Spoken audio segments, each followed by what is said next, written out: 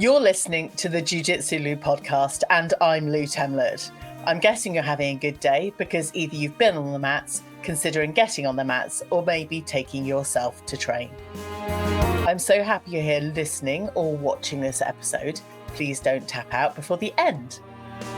When you want to learn off the mats, start a Jiu Jitsu podcast.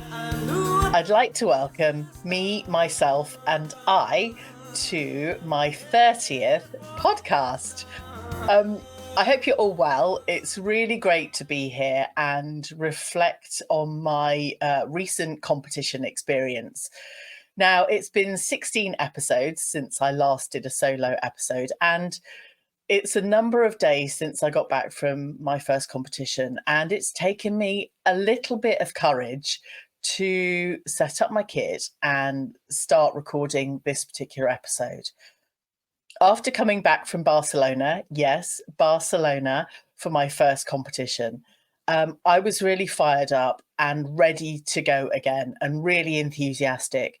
But maybe like you, if you've competed in anything ever, there's a couple of days where there's fallout and you feel quite low, and that you want the excitement and the experience of that particular event or competition again to kind of keep you on a high, to keep you energized. So maybe some of you understand and have experienced what I've been going through this week.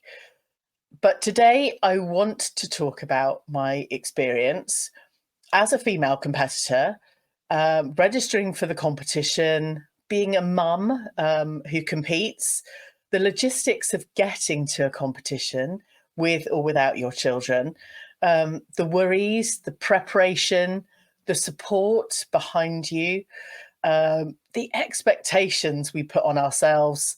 I want to also thank all of the people that have supported me. And then we'll talk a bit about the emotions and the come down and what I learnt. So let's start by reflecting on being a female competitor. Now, I know many of you listening may have competed, may want to compete, may never, ever want to set foot on the competition training or the competition mats. But as a female competitor, there are generally less individuals wanting to put themselves forward for a competition. Now, throughout my life, I've occasionally enjoyed and reveled in having competitive spirit and challenging myself to improve, to become better, and being part of a martial art that has competitions involved, if you want them to be, I saw it as a great opportunity. Now, the seed was sown about a year and a half ago when fellow kind of teammates started to go along to competitions, and I went along as an observer to support, cheer people on, get some great footage at some of the events, because obviously some events you're not permitted to take photos or video, but really being there and immersing myself in the feeling of competition spirit. Lots of people walking around, lots of people kind of in their gis, ready to kind of get into the bullpen, which is where you kind of have your weigh in and prepare to, walk to the mat and compete. I quite enjoyed it. My children compete, so actually for me, it's one of the things as a parent going along to support. But one of the downside is feeling the heartbreak when there's a loss, when things don't quite go your way. And that's something to kind of take hold of as well. All of this competition stuff is so filled with emotion. Now, as a female competitor, as I've mentioned, there aren't quite so many of us that want to compete or even put ourselves forward to compete. Now, I've had a number of refunds, so I've put myself in for competitions, and then there's been nobody matched with me to be able to compete. But the reason why I decided to sign up for the IBJJF Masters in Barcelona was thanks to Emily Isles, one of my previous podcast guests. People that compete know a lot about the competitions. So if you ever come across anybody that competes, start asking them questions. They are so full of knowledge and experience. A, for which competitions are taking part, and B, how it feels, what's involved. But ladies, like giving birth, nobody really tells you the juicy gossip and the details about what you're letting yourself in for. So this episode for me, whilst it's encouraging more women and children and everybody to start training a martial art, this is the reality of competing as a mother, as a single mother, and as a female in the competition space. So registering for the IBJJF Masters, as I've mentioned before in the conversation with Emily on our episode, it doesn't mean that you're any better. It just means you're older. So Masters starts at 31 and kind of goes up through the ranks. I'm now 47, so I'm a Masters 4. And when I registered for this competition, I put myself in at Masters 4 and I'm super heavy. So that means I'm 80 kilos and above. And that's my weight and age category. But even before I registered for a competition, being a parent and having my children, I needed to organise, first things first, flights and hotel. So there's all these intricacies of actually getting to the event, where you stay, the proximity to the venue. I'd considered all of those things and used various apps and platforms to book all of the different things, the hotel, the flights, the transfers, and really consider the safety aspect and the logistics aspect of getting us as a small family to Barcelona. And then I registered for the competition. So I was secure in knowing that I would be there on time and that I had somewhere to stay and kind of go back to and just relax to. So I then registered for the competition. I put myself in at Masters 4 Super Heavy.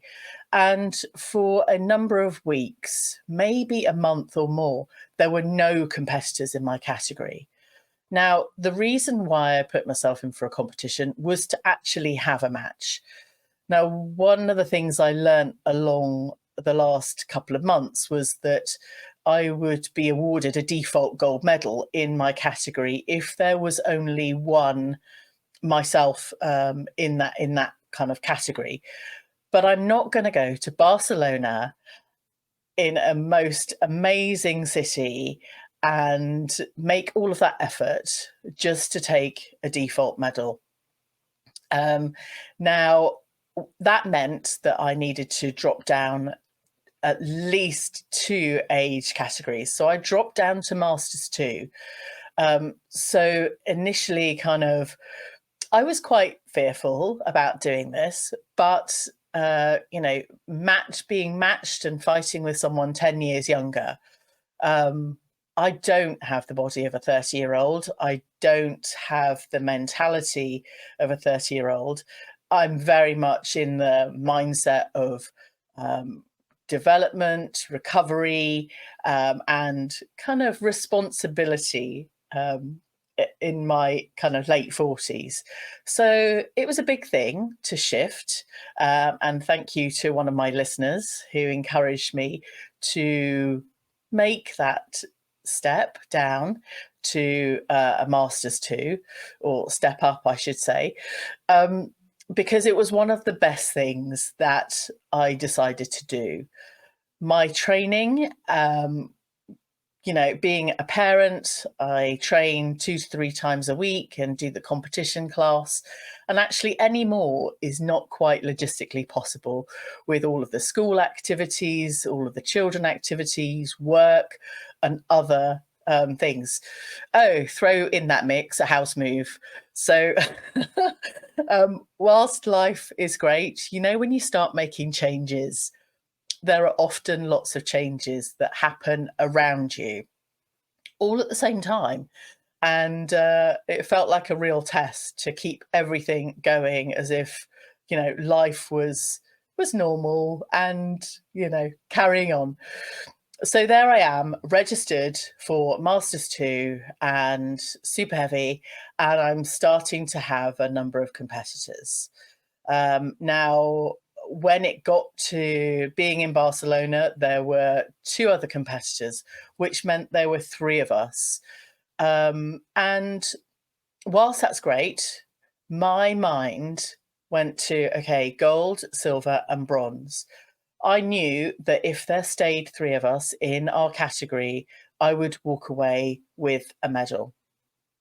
Now, I'm not sure about you, but my mindset, when you know that there is something you don't have to work too hard for, why would you? Why would you push yourself that much further? And this is me being completely honest. I think if there were more competitors in my category, I would have fought harder for what I was kind of stepping into. But my first competition, so whilst I could have easily, I have easily registered for local competitions, there have been no competitors. So some of us really have to consider registering for competitions, the potential of getting a refund and not having a match. It's quite easy to register for a competition and then to set the wheels in motion to start training, to start looking after yourself, hydrating, doing the mindset and mental practice to get you to that place.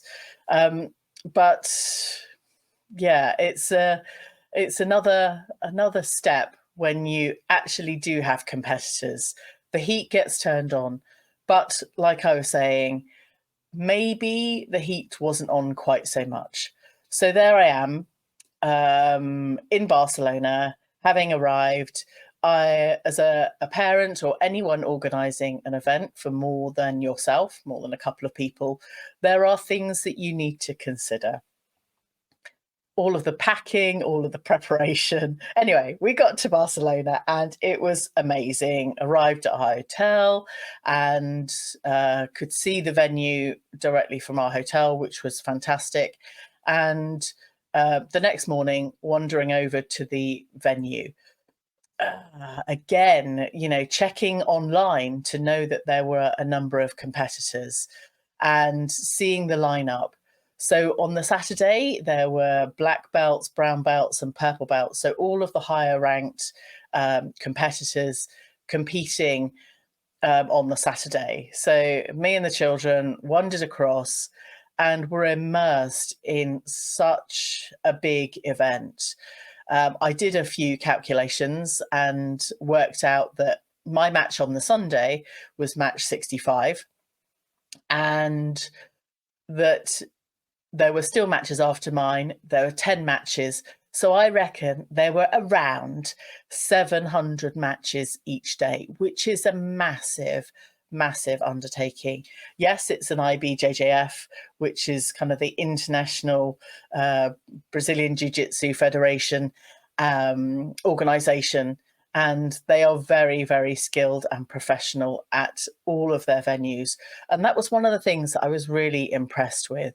The professional level, the organization, the planning, the support individuals that were around, and all of the uniform checking people, and just everything was professional. And maybe because it was in Barcelona, it was very chilled and relaxed. Of course, it was very sunny and very kind of happy vibes.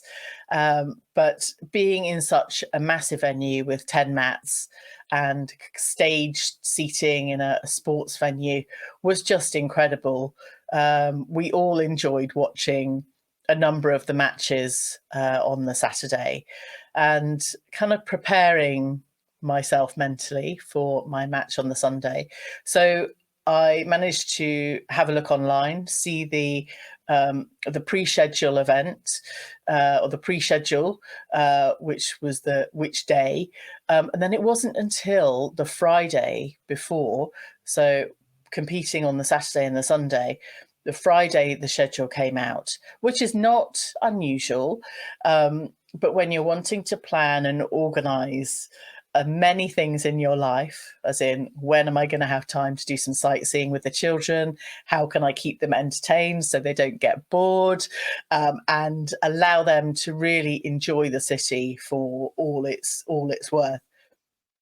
That then on the Friday gave me the opportunity to start planning events and activities. So we were able to enjoy some of Barcelona, a walk along the beach, to the aquarium, to the marina. We did the bus tour. I caught a glimpse of the cathedral, which was absolutely stunning. So if you're ever in Barcelona or thinking about going to Barcelona, do it. It is incredible. Seeing kind of street parades and parties and kind of immersing ourselves in the actual true culture of the city, as well as the commercial tourist aspect. Anyway, this is the Jiu Jitsu Lou podcast with me, Lou Temlett, coming to you from the UK. Go and check out the latest video clips over on jiu.jitsu.lu.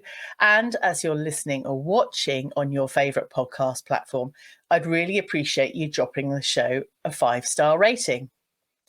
Today, I'm talking about my first competition experience. I just want to say thank you for listening in so far. I have now managed to achieve 30 episodes. And when I started out, maybe 9 months ago with this podcast, I didn't know where it was going. I didn't know what life had in store for me, nor did I think it would be an IBJJF Masters competition experience.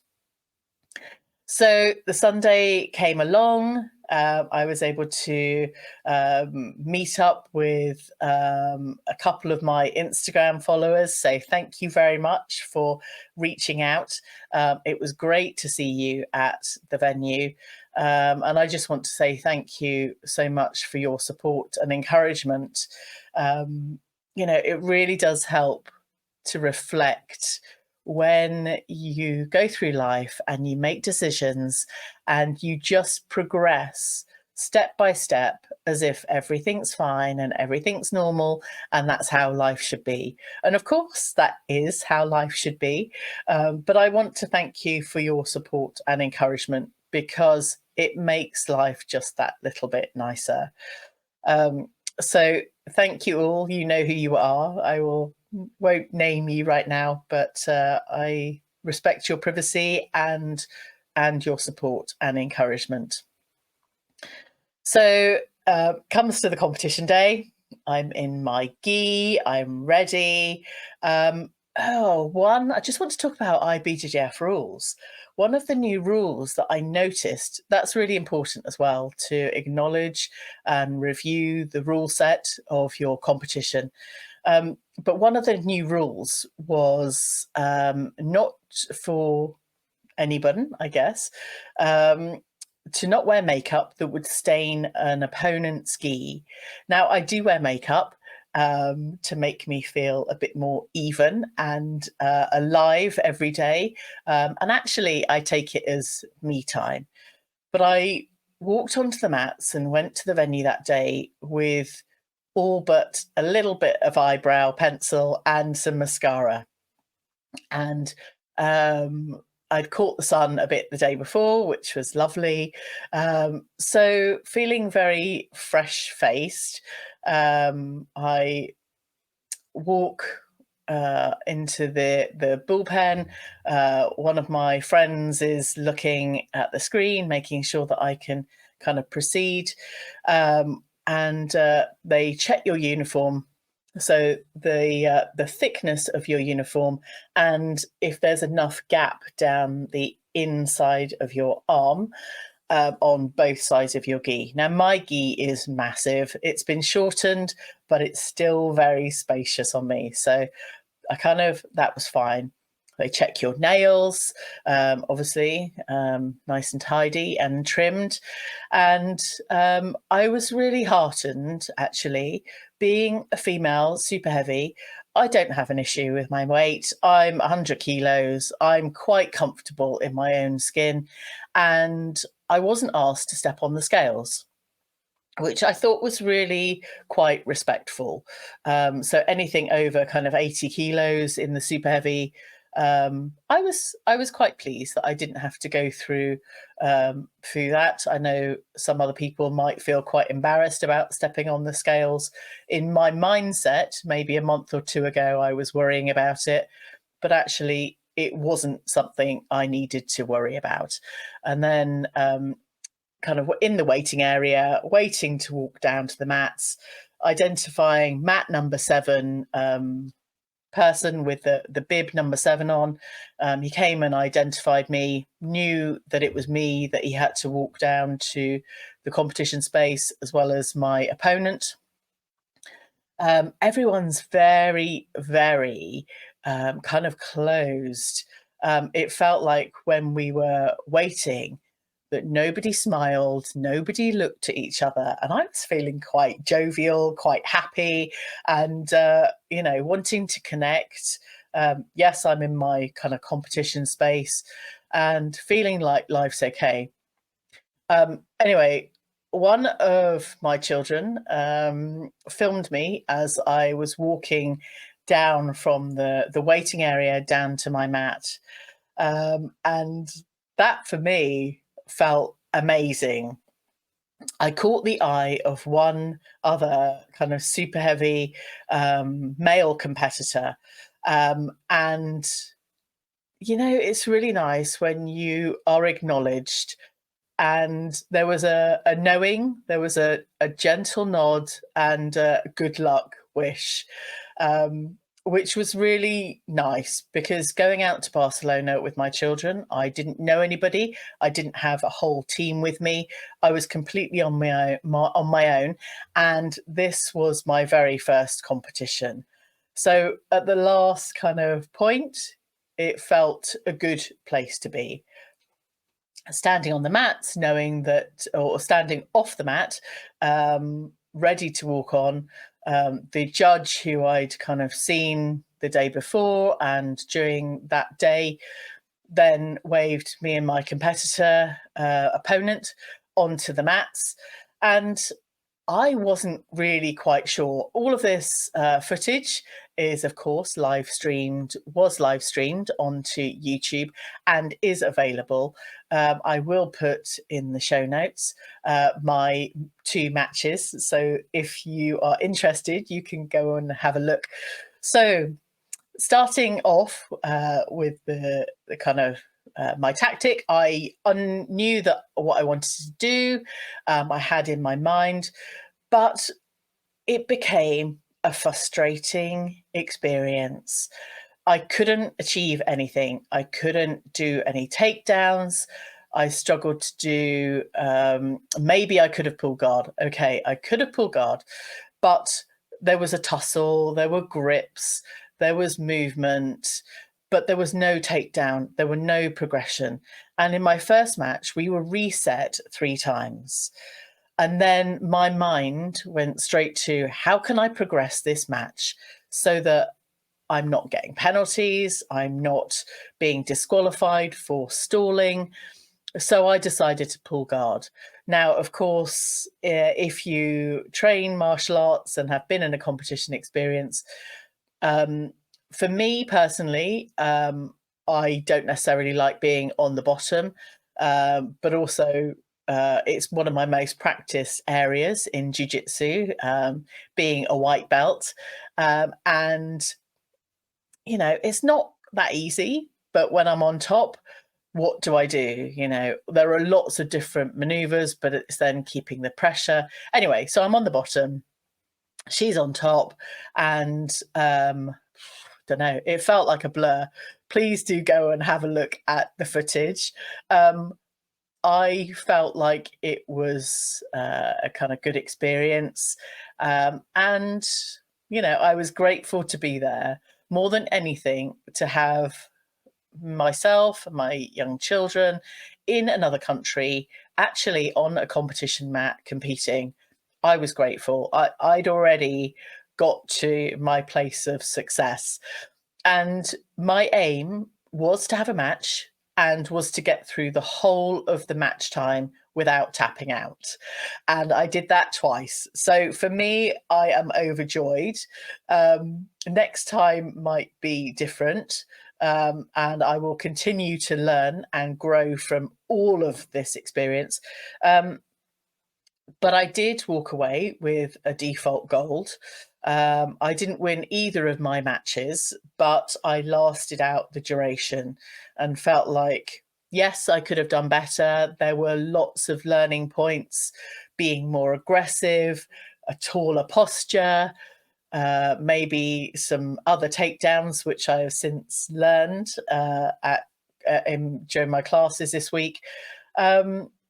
But here is my bronze medal, my very first Jiu-Jitsu medal. It's really heavy. I did actually decide to weigh it. I will have a little competition on my Instagram, but it is 376 grams in weight, which is massive. I feel very proud to be able to hold this medal. And whilst some of us, don't necessarily like the thought of a default medal, it is what it is. I got there, I was successful, and actually to enter a competition and have an opponent, I was incredibly grateful. And the more women that we can encourage to step on the mats, to start training, and to challenge themselves. I was going to talk about the fallout afterwards. I was quite energized. I was ready to go and have another match as soon as my second match had finished. But it was only in the days after that my muscles and my body kind of started to ache and feel quite drained and uncomfortable. I remember sitting at the airport on Sunday night. Oh, that's another thing. Okay, so my match was at 5 o'clock on the Sunday. My flight was at 10 o'clock in the evening, and I still had to get back to the hotel, to get our luggage, to get the transfer, to get to the airport on time. So there were lots of other things, as well as competing that afternoon and my match being so late. I had already had to organise transfers back with a window of about 2 hours.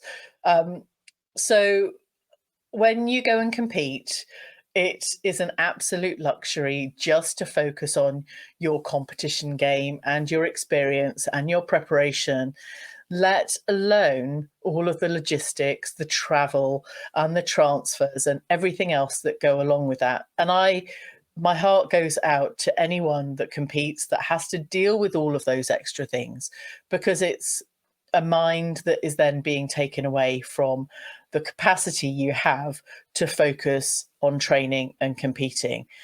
Now, maybe if I didn't have all of those responsibilities, my success level would be higher.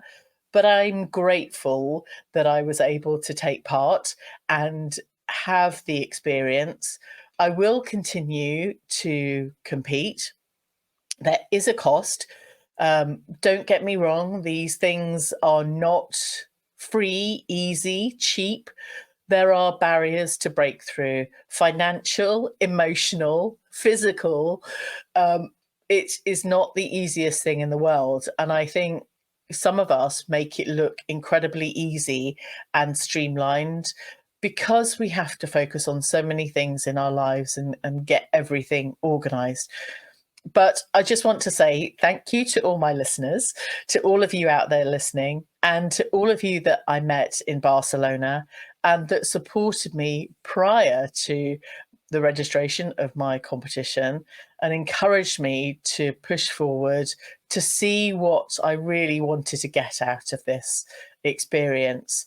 And I absolutely love how professional such a high level competition is and how chilled and supportive and friendly.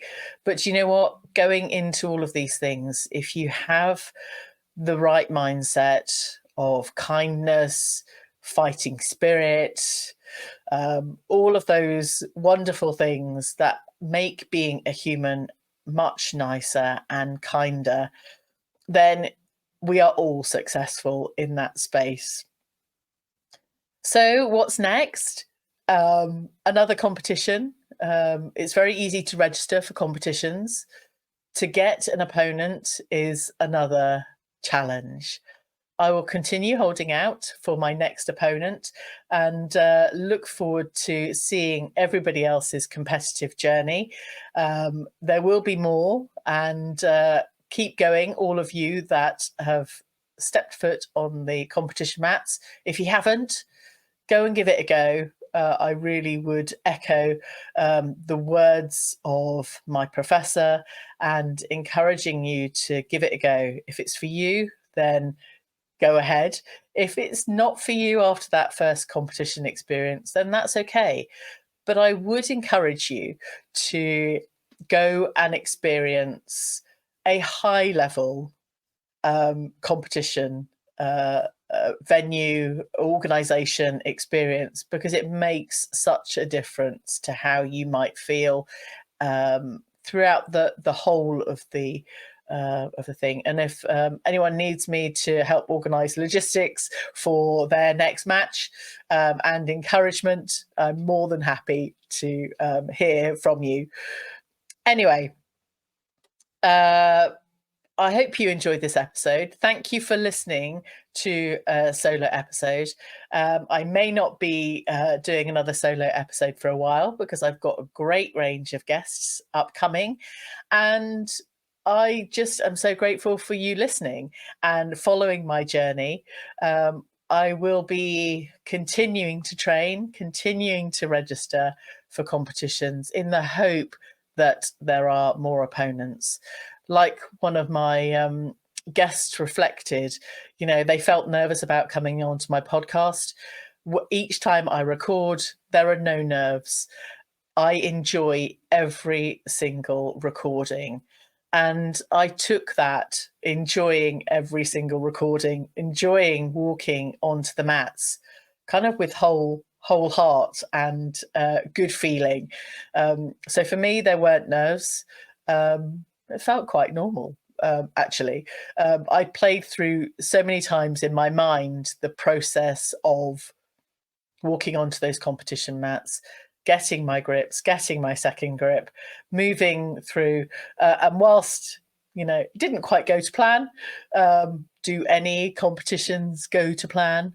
I think some of them do when you're very focused and have nothing else to think about.